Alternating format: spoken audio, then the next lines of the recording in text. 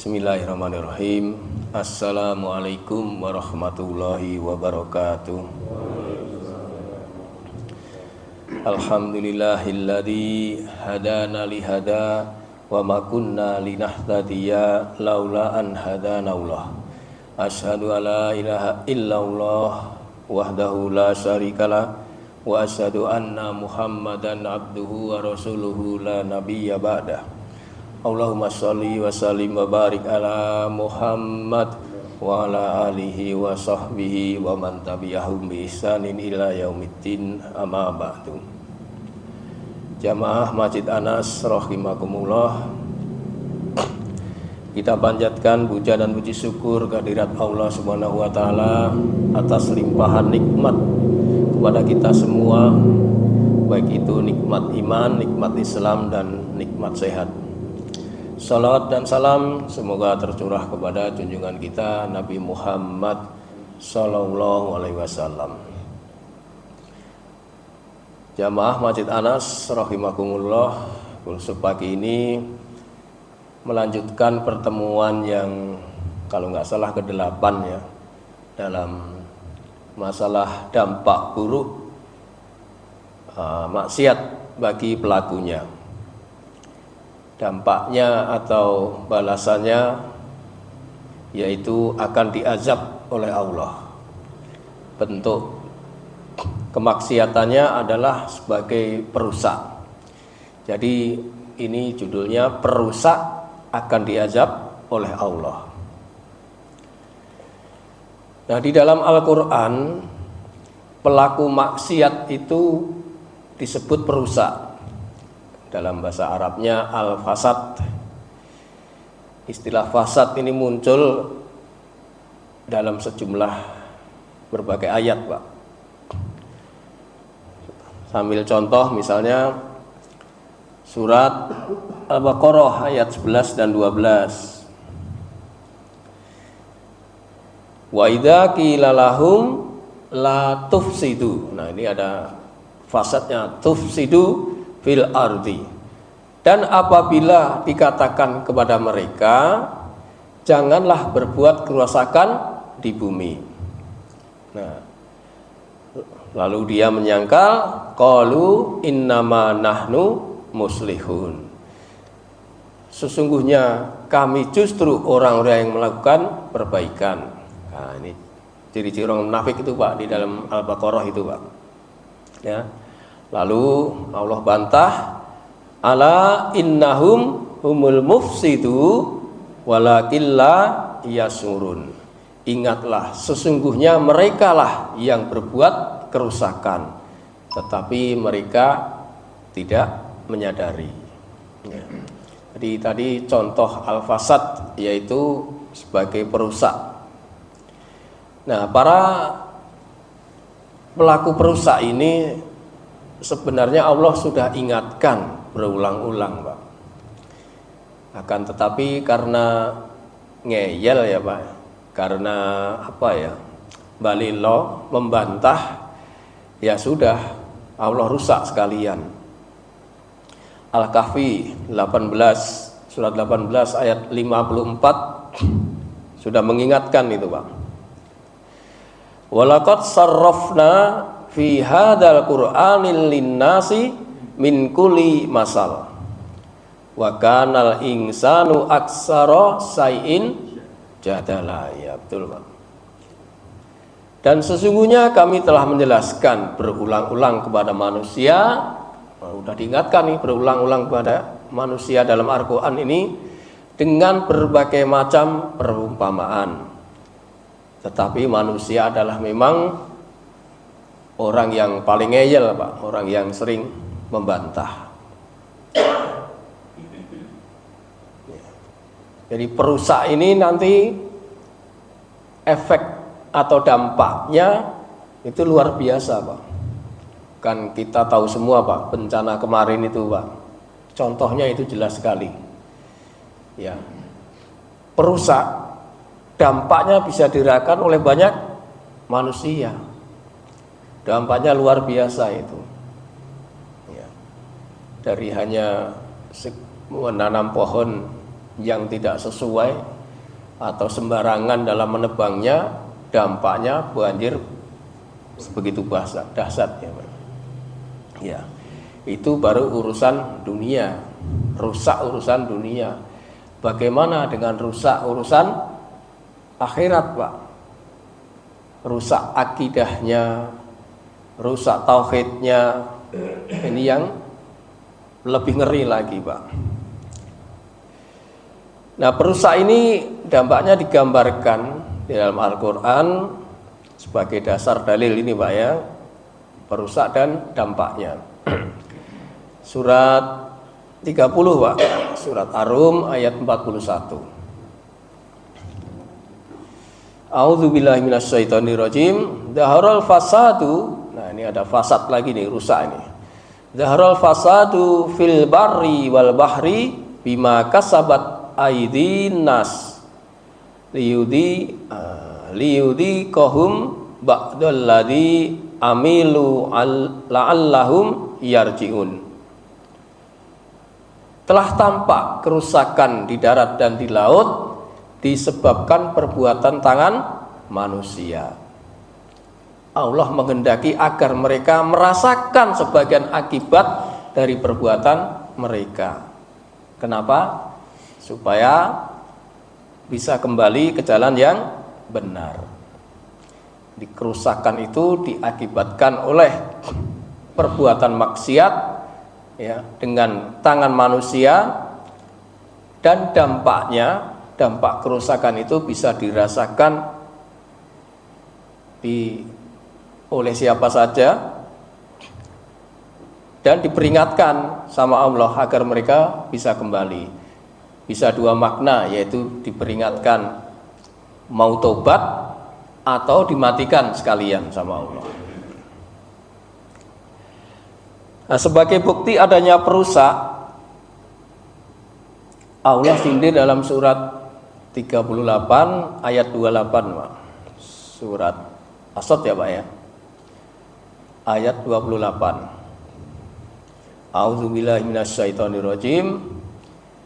Am naj'alul ladzina amanu wa amilus solihati kal mufsidina fil ardi. Mufsidi, rusak lagi itu. Am naj'alul muttaqina kal fujjar. Pantaskah kami memperlakukan orang-orang yang beriman dan mengerjakan kebajikan sama dengan orang-orang yang berbuat kerusakan di bumi? Nah, sindiran Allah nih. Sama enggak orang-orang yang beriman itu dengan orang yang merusak di bumi? Atau pantaskah kami menganggap orang-orang yang bertakwa itu sama dengan orang-orang yang maksiat? Jadi perusak ini identik atau otentik, Pak, dengan pelaku maksiat itu, Pak. Ya. Jadi perusak ya sama dengan pelaku maksiat, berarti jahat, Pak ya. Jahatnya tidak hanya kepada manusia saja, Pak, perusak ini, tapi juga kepada makhluk lain, kepada alam, binatang dan sebagainya. Nah, sebenarnya awal penciptaan manusia, ya nanti ketika Allah akan menciptakan manusia itu seolah-olah malaikat protes, Pak. Jadi malaikat itu seolah-olah protes, khawatir, karena menurut malaikat nanti yang akan diciptakan ini hanya akan merusak sekaligus menumpahkan darah. Ya. Al-Baqarah ayat 30, Pak. Wa isqala rabbuka lil malaikati inni ja'ilun fil ardi khalifah. Dan ingatlah ketika Tuhanmu berfirman kepada para malaikat, aku hendak menjadikan khalifah di bumi. Ya, itu. Qalu atas'alu fiha mayufsidu fiha wa yasfikut dimak. Lalu malaikat berkata, engkau hendak menjadikan orang yang merusak dan menumpahkan darah di sana. Kata malaikat, sedangkan kami bertasbih memujimu, mensucikan namamu. Ya, lalu Allah berfirman, inni ya'lamu ma la ta'lamun. Aku lebih mengetahui apa yang kamu tidak ketahui. Jadi maksudnya itu Allah itu nantinya manusia itu bagaimana Allah tahu. Ada hikmah di dalamnya yang malaikat tidak tahu. Nantinya ada manusia yang taat, ada yang maksiat. Jadi boleh jadi malaikat ini merasa khawatir saja. Nah, keterangan ayat ini kita lihat disampaikan oleh Rasulullah SAW dari Abdullah bin Umar bahwa dia mendengar Nabi SAW bersabda, ketika Nabi Adam alaihissalam diturunkan Allah ke muka bumi, para malaikat berkata, nah ini sesuai ayat tadi Pak ya. Saya bacakan terjemahnya aja Pak. Wahai Rabb kami, mengapa engkau hendak menjadikan khalifah di bumi orang-orang yang akan membuat kerusakan padanya dan menumpahkan darah, padahal kami senantiasa bertasbih dengan memuji engkau dan mensucikan engkau. Lalu Allah berfirman, sesungguhnya aku mengetahui apa yang kamu tidak ketahui. Lalu para malaikat berkata lagi, wahai Rabb, kami adalah makhluk yang lebih taat kepadamu daripada anak cucu Adam. Maka Allah berfirman, bawakan kepadaku 2 malaikat untuk aku turunkan ke bumi. Dan perhatikanlah apa yang akan mereka berdua lakukan. Lalu para malaikat mengajukan, wahai Tuhan, turunkanlah Harut dan Marut. Lalu Allah menurunkan mereka berdua ke bumi. Jadi yang diturunkan oleh Allah ke bumi yaitu Harut dan Marut yang dihiasi dengan hawa nafsu. Kalau malaikat nggak ada hawa nafsu ya tunduk saja Pak, ini ada hawa nafsu. Ini sebagai contoh bahwa Allah nanti itu tahu bagaimanapun yang terjadi, Allah Maha tahu. Maka setibanya di bumi, lalu Allah menciptakan mereka untuk mereka berdua wanita tercantik dari kalangan manusia bernama Zahrah. Kedua malaikat itu mendatanginya dan berkata bahwa mereka berdua menginginkannya. Jadi Harut Marut itu kepingin dengan wanita itu Pak. Tapi syaratnya, dia akan menyerahkan syaratnya. Wanita itu berkata, demi Allah, aku tidak mau sampai kamu berdua mengucapkan kalimat ini. Maka kedua malaikat itu mengatakan, demi Allah, kami tidak ingin berbuat syirik kepada Allah sampai kapanpun. Jadi syaratnya tadi, Harut Marut menginginkan wanita itu, tapi harus berbuat syirik. Tapi Harut Marut tidak mau. Demi Allah, dia tidak akan mau sampai kapanpun.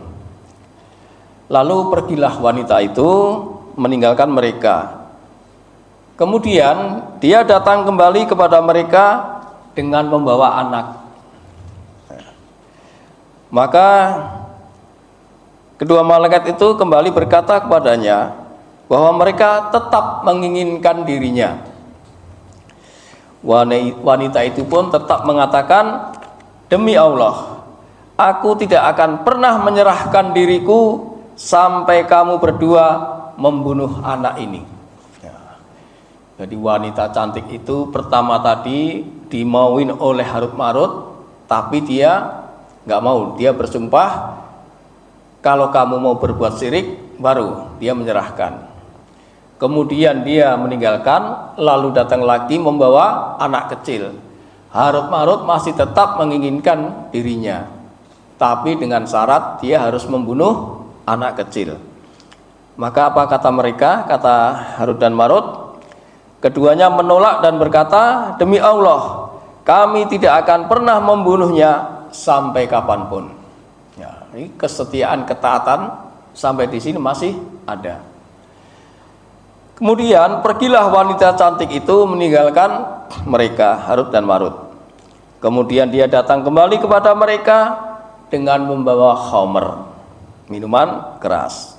Kedua malaikat itu kembali berkata kepadanya bahwa mereka tetap menginginkan dirinya. Lalu wanita ini mengatakan, demi Allah, aku tidak akan pernah menyerahkan diriku sampai kamu berdua meminum khamr ini. Maka keduanya, ini mulai tergoda Pak. Maka keduanya pun meminum khamr itu hingga mabuk. Kemudian keduanya menggauli wanita itu dan membunuh anak kecil itu. Nah, ini dampak dari mabuk Pak. Ya.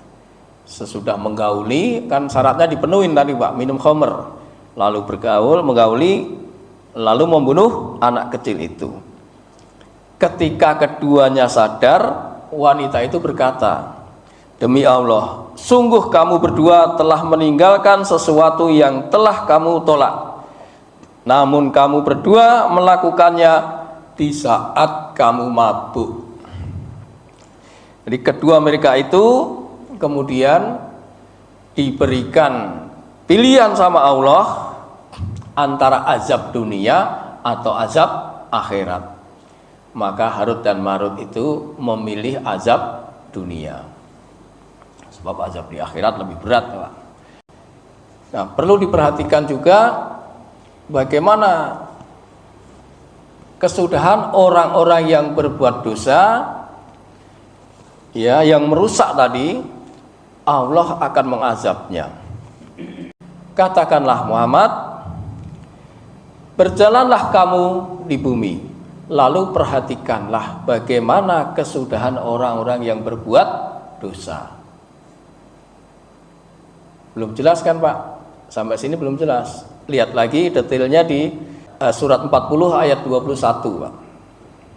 Awalam yasiru fil ardi fayangduru kaifa kana akibatul ladzina kanu min qablihim kanuhum asadda minhum qawwatan wa asaron fil ardi fa akhadahumullahu bidunubihim wa ma kana lahum minallahi miwaq. Apakah mereka tidak mengadakan perjalanan di bumi lalu memperhatikan bagaimana kesudahan orang-orang yang sebelum mereka? Orang-orang itu lebih hebat kekuatannya daripada mereka dan lebih banyak peninggalan-peninggalan peradabannya di bumi. Tetapi Allah mengazab mereka karena dosa-dosanya. Kenapa diazab? Merusak bumi, dan tidak akan ada sesuatu yang melindungi mereka dari azab Allah. Jadi orang-orang yang berbuat dosa sebagai perusak tadi akan diazab oleh Allah. Nah, ini kisahnya banyak dicontohkan di dalam Al-Quran. Misalnya penduduk kaum Ad, Madyan, terus Samud itu ya. Itu kisahnya ada di surat Al-Ankabut ayat 28 sampai 40 Pak. Al-Ankabut halaman 12. Ini contohnya ya Pak ya. Misalnya yang menjadi perusak kemaksiatan itu kaum Lut Pak. Di ayat 28-nya Pak. Ya, Al-Ankabut ayat 28. Ingatlah ketika Lut berkata kepada kaumnya, innakum lata'tunal fahisah. Sesungguhnya kamu benar-benar melakukan perbuatan yang keji, sangat keji, yaitu homoseksual yang tidak pernah dilakukan oleh seorang pun sebelum kamu di alam semesta. 29-nya, pantaskah kamu mendatangi laki-laki untuk melampiaskan syahwat, menyamun dan mengerjakan kemungkaran di tempat-tempat pertemuanmu? Maka jawaban kaumnya tidak lain hanyalah mengatakan, istina bi'adzabillahi in kunta minas shodiqin. Datangkanlah kepada kami azab Allah jika kamu termasuk orang-orang yang benar. Nantang ini Pak Malan, Pak. Nantang untuk diturunkan azab. Maka Lut berdoa di ayat selanjutnya, Pak. Lut berdoa, ya Tuhanku, qala rabbin surni ala qaumil mufsidin. Ya Tuhanku, tolonglah aku dengan menimpakan azab atas kaum yang berbuat kerusakan itu, Pak. Berbuat kerusakan. Ini orang yang berbuat kerusakan itu pun di ayat selanjutnya disebut sebagai kaum yang zalim. Ketika utusan-utusan kami, para malaikat datang kepada Ibrahim membawa kabar gembira, mereka berkata, sesungguhnya kami akan membinasakan penduduk negeri ini. Sesungguhnya mereka adalah orang-orang yang zalim. Ini malaikat ini datang kepada Ibrahim untuk mengazab atau membinasakan kaumnya Lut. Jadi antara Nabi Ibrahim dan kaum Lut itu sejaman, Pak. Kemudian ayat 32-nya, dia Ibrahim berkata, sesungguhnya di kota itu ada Lut. Nah, itu kan. Mereka berkata, kami lebih tahu siapa yang ada di kota itu. Kami pasti akan menyelamatkan dia dan pengikut-pengikutnya kecuali istrinya. Dan dia termasuk orang-orang yang kafir, yang tertinggal. Ayat selanjutnya, ketika para utusan kami datang kepada Lut, ia sedih karena kedatangan mereka dan merasa tidak mempunyai kekuatan untuk melindunginya. Mereka pun berkata, janganlah takut dan jangan sedih. Sesungguhnya kami akan menyelamatkan kamu dan pengikut-pengikutmu kecuali istrimu, dia termasuk orang-orang kafir yang tertinggal. Nah, selain zalim, orang yang berbuat kerusakan tadi juga divonis menjadi orang yang fasik, Pak. Ya, ayat selanjutnya, sesungguhnya kami akan menurunkan suatu azab dari langit kepada penduduk negeri ini karena mereka selalu berbuat fasik. Jadi homoseksual tadi itu divonis menjadi orang yang zalim, orang yang fasik, maka pasti hukumannya diazab. Ayat selanjutnya, sungguh benar-benar telah kami tinggalkan darinya suatu tanda yang nyata bagi kaum yang berpikir. Kepada penduduk Madian kami utus saudara mereka yaitu Syuaib. Jadi kaum Syuaib itu namanya Madian. Dia berkata, wahai kaumku, sembahlah Allah, harapkanlah pahala hari akhir, dan janganlah berkeliaran di bumi untuk berbuat kerusakan. Wala ta'sau fil ardi mufsidin, jangan berbuat kerusakan. Nah, kerusakan-kerusakan itu karena kebanyakan mendustakan Rasul. Mereka mendustakannya, maka ditimpa gempa dahsyat menimpa mereka. Lalu jadilah mereka mayat-mayat yang bergelimpangan di tempat tinggalnya. Ini dahsyat sekali, Pak, gempanya ini berarti. Ya, sampai bergelimpangan mayat-mayatnya itu ya di mana-mana. Ya. Lalu ayat 38-nya, juga ingatlah kaum Ad dan Samud. Kaum Ad dan Samud, tadi ada Madian, sekarang ada Ad dan Samud. Sungguh telah nyata bagi kamu kehancuran mereka dari puing-puing tempat tinggal mereka. Setan menjadikan terasa indah perbuatan buruk mereka. Ya, perbuatan buruk dirasain indah sehingga menghalangi mereka dari jalan Allah. Sedangkan mereka dahulu orang-orang yang berpandangan tajam. Ya. Dan juga Qarun, Fir'aun dan Haman sungguh benar-benar telah datang kepada mereka Musa dengan membawa keterangan-keterangan yang nyata, tetapi mereka berlaku sombong dan mereka orang yang tidak luput dari azab Allah. Jadi sombong, zalim, fasik itu tidak luput dari azab Allah. Mereka itu semua karena menzolimi dirinya sendiri. Masing-masing dari mereka akan kami azab karena dosanya. Di antara mereka ada yang kami timpakan angin kencang. Nah, ini berupa azabnya di angin kencang yang mengandung batu kerikil. Kayak apa itu? Kita kemarin ada angin kencang aja udah khawatir ya Pak ya. Ini ditambah dengan batu kerikil. Ada yang ditimpa suara keras yang mengguntur. Ada yang kami benamkan ke dalam bumi, dan ada pula yang kami tenggelamkan. Tidaklah Allah menzolimi mereka, tetapi merekalah yang menzolimi dirinya sendiri.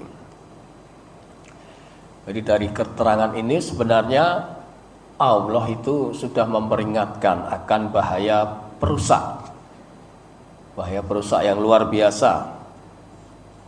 Kalau dilakukan terus-menerus, itulah azab itu akan datang.